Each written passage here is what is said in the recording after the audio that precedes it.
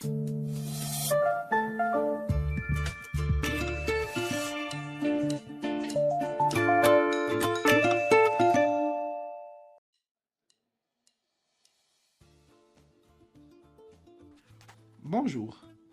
Dans cette vidéo, notre objectif est de reconnaître les caractéristiques du registre polémique.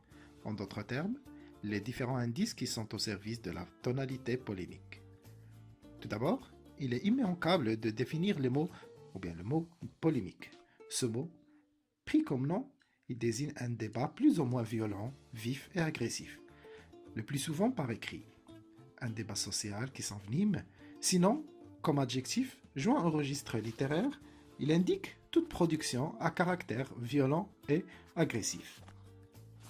En projetant ceci sur la littérature, le temps polémique sert à attaquer ou prendre la défense d'un comportement, d'un mode de vie, d'une institution ou d'une œuvre.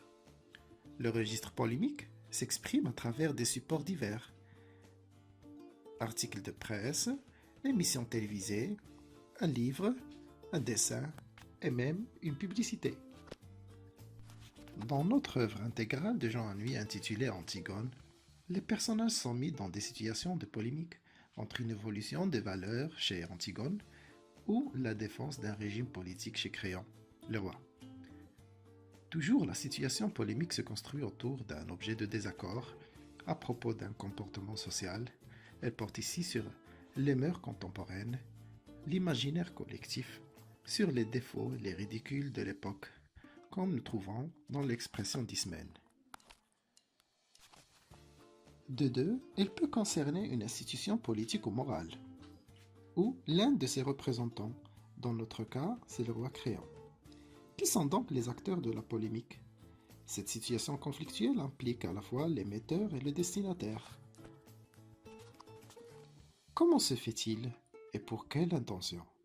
Du côté émetteur, le polémiste s'engage dans le débat et témoigne dans le texte de son implication par la référence à la première personne, par les pronoms personnels, je et nous, les pronoms et les déterminants possessifs, puis les marques de subjectivité, comme le vocabulaire affectif et évaluatif. Ici, on cite les mots exprimant les sentiments ou le jugement de valeur. En plus, des verbes modalisateurs de certitude. Nous avons l'exemple d'Antigone, je le sais.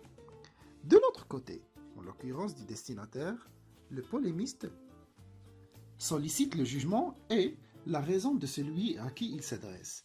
Il le prend à témoin, en l'impliquant dans son discours. De quelle manière se fait cette implication? Par les pronoms personnels, tu, vous, l'emploi des apostrophes, c'est-à-dire l'interpellation adressée à quelqu'un. Finalement, les fausses questions. On peut citer l'exemple « Qui oserait lui rendre les honneurs funèbres ?» Outre que la situation polémique, le polémiste invoque les valeurs partagées par la société. C'est au nom de ces valeurs qu'il engage le débat et qu'il combat les préjugés. De prime abord, l'émetteur invoque les valeurs qui fondent la valeur ou bien la société, comme la liberté, la justice, la paix, le devoir, le droit, l'égalité, qui peuvent être révélés par un texte. L'exemple ici d'Antigone, je le devais, c'était mon frère. De deux, le même polémiste invoque les valeurs morales, comme la vertu, l'honnêteté, le courage, le bonheur. De même, il peut aussi les contester pour remettre en cause des interdits moraux qu'il estime dépassés sans se passer des valeurs esthétiques, qui diffusent le sentiment du beau pour contester et renouveler l'état de la sensibilité du goût. C'était beau, c'est beau un jardin, c'est merveilleux. Comme troisième point à évoquer dans cette vidéo, il reste à signaler les différentes stratégies de la polémique. Évidemment, le registre polémique multiplie les procédés de la dévalorisation ou de la valorisation qui mettent en cause directement l'objet du débat. Ceci s'introduit comme ce qui suit. Pour attaquer, on recourt à un vocabulaire péjoratif, l'interpellation de l'adversaire, les termes injurieux, la caricature. D'une autre part, le vocabulaire amélioratif, la louange, l'hyperbole dans le cadre de la défense.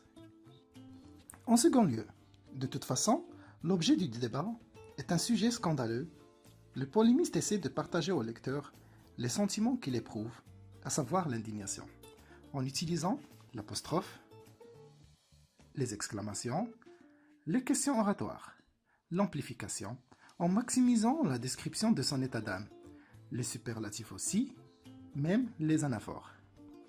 Comme le polémiste peut se servir de l'ironie pour tourner l'adversaire en dérision, en créant une complicité avec le lecteur, en dénonçant au second degré ce qui est jugé inacceptable par l'antiphrase, qui dit le contraire de ce qu'on le veut dire, ou bien ce qu'on veut faire comprendre.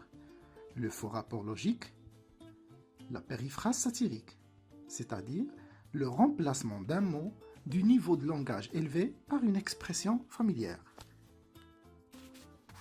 Finalement, la provocation est une composante majeure de la tonalité polémique, pour prendre le contre-pied des opinions et des valeurs communément admises.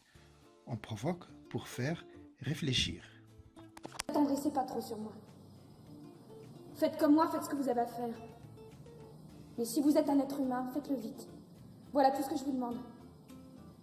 Je n'aurai pas de courage éternellement, c'est vrai.